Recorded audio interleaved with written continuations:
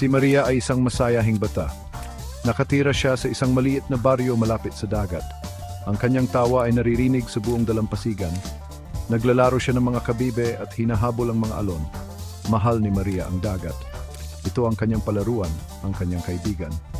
Uupo siya ng maraming oras, pinapanood ang paghampas ng mga alon sa dalampasigan. Kumikislap ang kanyang mga mata tulad ng sikat ng araw sa tubig. Simple lang ang buhay, puno ng tunog ng dagat at init ng are.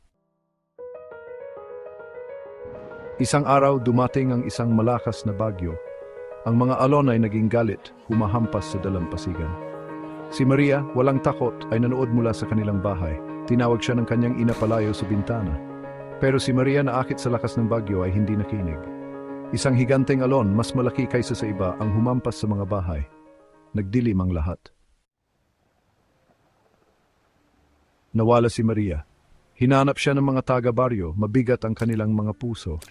Natagpuan nila ang kanyang maliliit na sapatos sa tabi ng dagat. Ang kanyang tawa ay nawala, napalitan ng malungkot na iyak ng mga sigul. Pero hindi umalis si Maria. Nandoon pa rin siya, isang bulong sa hangin, isang anino sa mga alon. Pinanood niya ang kanyang ina na umiiyak, ang kanyang ama na nakatingin sa dagat, ang kanyang mga balikat ay nakayuko. Gusto ni Maria na aliwin sila, pero hindi niya ngagot. Shimjua, isang maliit na kanyusan ng dingitriarv tayo nga konsa ng mathones. Nagpagalagala si Maria sa dalampasigan, hindi nakikita, hindi naririnig. Pinanood niya ang ibang mga bata na naglalaro. Ang kanilang tawa ay isang masakit na paalala sa kanyang nawala. Bakit hindi siya makaalis? Kinuha siya ng dagat, pero hindi siya pinakakawalan. Si Maria ay nakulong sa pagitan ng mundo ng mga buhay at ng kabilang buhay.